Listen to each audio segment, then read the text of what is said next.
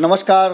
भोरे भोर में आए आपका एक बार फिर से बहुत बहुत अभिनंदन करते हैं। जैसा कि आप सभी जान रहे हैं कि बिहार में चुनाव आयोग ने स्पष्ट कर दिया है कि 29 नवंबर से पहले चुनाव की सारी प्रक्रियाएं पूरी कर ली जाएंगी, क्योंकि 29 नवंबर से पहले मुख्यमंत्री की कुर्सी पर जिसको भी बिहार की जनता चुनेगी उसे स्थापित हो जाना है। अब जिस तरह की चुनावी रणनीति चल रही है और जिस तरह के चुनावी प्रयास और कयास हो रहे हैं, उसे देखकर आपको लग रहा होगा कि आखिर आप किसे वोट देंगे। इस वोट देने की प्रक्रिया और चुनावी रण में अलग अलग छत्रप और जो पुराने छत्रप हैं वो सभी ताल ठोक रहे हैं।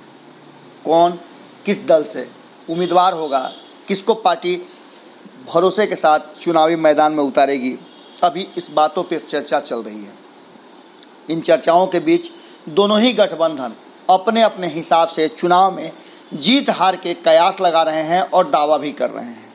इन दावों के बीच में एक बात बहुत ही महत्वपूर्ण है कि जिसे वोट करना है, जिसे अपनी सरकार चुनना है, वो जनता अभी तक चुपचाप है। जनता की चुप्पी खास करके राजनीतिक दल और चुनाव लड़ने वाले छत्रपों के लिए मुश्किल का कारण बनी हुई है और उनके संशय का सबसे बड़ा अगर कोई हेतु है तो वही है, क्योंकि जनता बिल्कुल ही चुपचाप है और इसको लेकर के सभी दल अलग अलग तरह से हिला डुला करके देख रहे हैं कि आखिर जनता में क्या कुछ है। आपने देखा होगा कि मीडिया चैनल्स के साथ भारत लाइव भी लगातार इन बातों को छानबीन में लगा हुआ है कि आखिर इस बार का चुनाव किस करवट बैठेगा और जनता किसे अपना नेता चुनती है। इन सब बातों को लेकर के जिस तरह के कयास लगाए जा रहे हैं और जो प्रयास राजनीतिक दलों और गठबंधन के तरफ से किया जा रहा है, उसे देखकर आपको अंदाजा होगा कि चुनाव के समय में कहीं ना कहीं याद आ गया है बिहार। सभी को बिहार याद आ गया है, जहां एक तरफ नीतीश कुमार अपनी योजनाओं को लेकर के अब लोगों तक बातें पहुंचाने का अलग अलग माध्यम चुन रहे हैं, वहीं आम जनता सरकार और सत्ता में बैठे लोगों के साथ साथ जो लंबे समय से उनके जनप्रतिनिधि हैं, जिन्हें चुनकर जनता ने भेजा है, उन्हें अपने क्षेत्र में घुसने से भी रोकने लगे हैं। विरोध प्रदर्शन होने लगा है और यही सबसे बड़ा कारण है जो ये कह रहा है कि कहीं ऐसा न हो कि बिहार इतिहास को एक बार फिर से दोहरा दे। हम उस इतिहास की बात कर रहे हैं जो 2005 के फरवरी में हुआ था। 2005 के फरवरी में जब चुनाव हुए थे तो जनता ने जो जनादेश दिया था, उस जनादेश के अनुसार सरकार नहीं बन पाई थी और ये लगातार देखा जा रहा है कि एक बार उसी तरह का माहौल बनने की तैयारी हो रही है। जनता या तो नोटा की बात कर रही है या फिर जनप्रतिनिधियों को अपने क्षेत्र से भगाने की बात कर रही है। वहीं अगर बात करें तो जो पुराने और लंबे समय से विधायक बनते आ रहे हैं, उनकी भी बेचैनी बढ़ गई है। खास करके बात करें तो भारतीय जनता पार्टी को ये लग रहा है कि नीतीश कुमार के 15 साल को लेकर के जबरदस्त एंटी इनकम्बेंसी है और ऐसी स्थिति में तेजस्वी यादव जो तेजी से आगे बढ़ रहे हैं, उनको रोक पाना थोड़ा सा नीतीश कुमार के लिए अकेले दम पे असहज होगा, मुश्किल होगी। और इसी बात को लेकर के बार बार चिंताएं कहीं ना कहीं नरेंद्र मोदी यानी कि देश के प्रधान सेवक और केंद्र के गृह मंत्री अमित शाह की हो गई है। वहीं भारतीय जनता पार्टी के अध्यक्ष जेपी नड्डा भी लगातार इस चिंता से कई दौर की बैठकें बिहार से लेकर के मुख्यमंत्री नीतीश कुमार तक कर रहे हैं। हालांकि हमारे सूत्र बता रहे हैं कि उन्होंने प्रस्ताव भी दिया था कि नीतीश कुमार का नहीं बल्कि प्रधान सेवक का नाम लेकर के इस बार चुनाव में उतरा जाए। लोकसभा के चुनाव में प्रधान सेवक के नाम को लेकर के बड़ी जीत हासिल हुई थी। अगर वही अब फॉर्मूला अपनाया जाए तो कहीं ना कहीं बिहार को एक बार फिर से प्रधानमंत्री नरेंद्र मोदी बेड़ा पार लगा सकते हैं। लगातार आपने देखा भी होगा कि किस तरह से केंद्रीय योजनाएं और केंद्र सरकार बिहार को सौगात देने में लगी हुई है। तीसरे खेप की सौगात आज बिहार को मिलने वाली है, जिसमें लगभग 545 करोड़ रुपए की योजनाओं का आज सौगात प्रधानमंत्री नरेंद्र मोदी बिहार को देंगे। इस बीच हमने आपको कई सर्वे दिखाए थे। हमने खास करके आपको दिखाया था कि दुकान में जैसे ही आप प्रवेश करते हैं तो उसके जो दिखाने के सामान होते हैं उसे देख करके आप प्रभावित होते हैं और दुकान में घुसते हैं। बिल्कुल वैसा ही राजधानी की जो सीटें हैं वो भारतीय जनता पार्टी के पास अधिकांश सीटें हैं और इन सीटों के सर्वे बता रहे हैं कि कहीं ना कहीं वर्तमान विधायक के प्रति लोगों का रुझान और मत बड़ा ही ठीक ठाक नहीं है। लोग अपने विधायक से परेशान हैं और लगातार विरोध प्रदर्शन भी हो रहा है। जैसा कि हमने आपको दिखाया कि दीघा में क्या कुछ चल रहा है, दीघा विधानसभा की जनता ने किस तरह से वर्तमान विधायक संजीव चौरसिया के खिलाफ प्रदर्शन किया, जो बातें सामने आई वो हमने आपको दिखाया।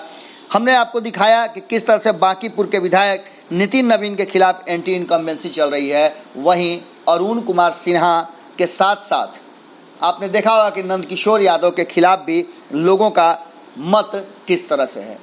कुम्हरार से विधायक अरुण कुमार सिन्हा का जबरदस्त विरोध हो रहा है और स्थानीय लोग, कई ऐसे लोग हैं जो चुनाव में उनको मात देने के लिए और उनके किए गए 15 साल के कार्यों को लेकर के उसके खिलाफ जो जनता है उस जनता को अपने पक्ष में करने में लगे हुए हैं। वहीं नंदकिशोर यादव की बात करें तो उनके खिलाफ भी चूंकि मंत्री रहे हैं, उन्हें भी जनता इस बार नकारने की बात कह रही है।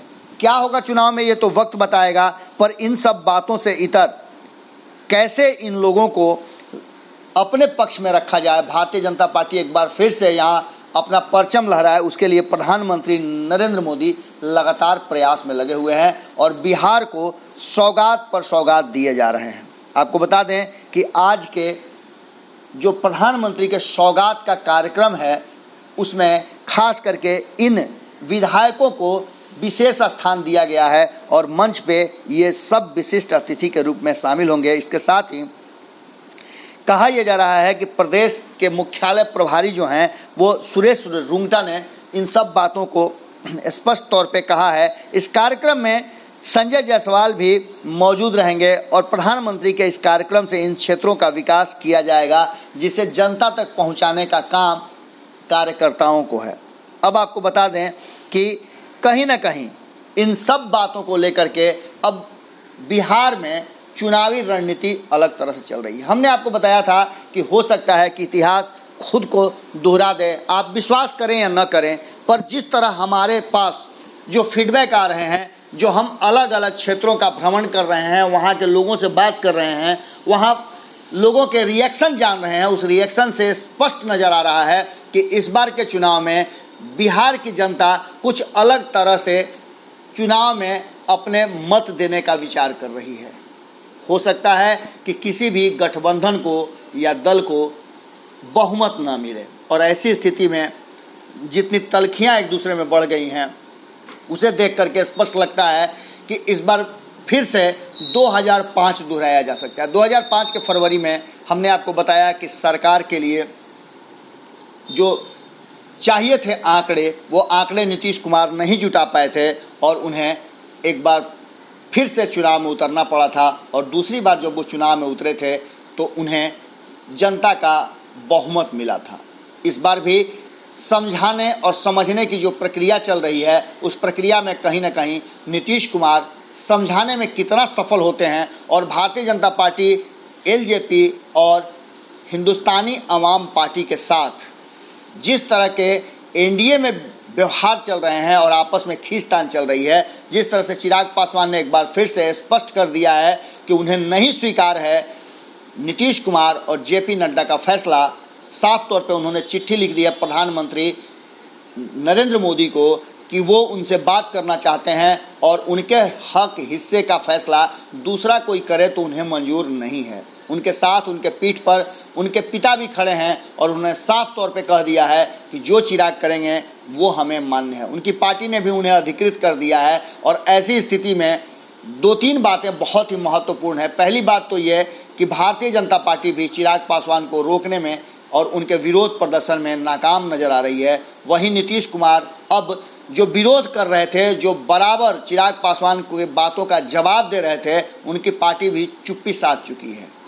ऐसी स्थिति में कहा यह जा रहा है कि नीतीश कुमार के कप्तानी में वो अपनी टीम को एकजुट नहीं रख पा रहे हैं और ऐसी स्थिति में एकजुट नहीं अगर टीम रहती है तो चुनाव में या 2020 के मैच में जो परिणाम होंगे वो हो सकता है कि एनडीए के खिलाफ भी चले जाएं। और यही बातें डरा रही हैं। हमने आपको शुरू में ही बताया कि 2005 के तरफ जाती हुई ये सारी स्थितियां नज़र आ रही हैं। और अगर ऐसा हुआ तो एक बार फिर से बिहार में चुनाव हो सकते हैं, क्योंकि अगर बहुमत नहीं आया तो स्थिति इतनी भयावह है कि हर कोई एक दूसरे को बड़ी तिरछी निगाह से देख रहा है, भरोसा नहीं है। और 2005 में जिस तरह से चिराग पासवान चाबी लेकर के घूम रहे थे, इस बार भी किसी के हाथ में चाबी आ जाए और वो चाबी लेकर के इधर उधर घूमना शुरू कर दे और सरकार नहीं बने तो कोई अतिशयोक्ति नहीं होगी। लगातार इसी प्रयास में लगा हुआ है सत्ता में बैठा हुआ गठबंधन दल एनडीए। वहीं दूसरी तरफ तेजस्वी यादव बड़ी तेज़ी से अपनी बातों को जनता तक पहुंचा रहे हैं और जनता के प्यार का उन्हें पूरा पूरा भरोसा है। नीतीश की नीति और रघुवंश प्रसाद के अब इस दुनिया में नहीं रहने के बावजूद उनकी बातें याद करके, उनको प्रचारित करके और उनके जो अंतिम चिट्ठियां थी उसको लेकर के ज़बरदस्त रार छिड़ा हुआ है। और इन सब का असर इस बार के चुनाव में ज़रूर होगा। देखना होगा कि इसका फ़ायदा किसे मिलता है। क्या एक बार फिर से 2005 दोहराता है बिहार, या स्पष्ट बहुमत की सरकार 2015 के तरह मिलती है। जुड़े रहें भारत लाइव के साथ, खबरों का सिलसिला लगातार जारी है। नमस्कार। बढ़ाएं अपना कदम सक्सेस की ओर शिखर करियर इंस्टीट्यूट के साथ। शिखर करियर इंस्टीट्यूट पूर्वी भारत में एकमात्र कोचिंग संस्थान जो एक्सक्लूसिवली है मेडिकल एंट्रेंस एग्जाम के लिए।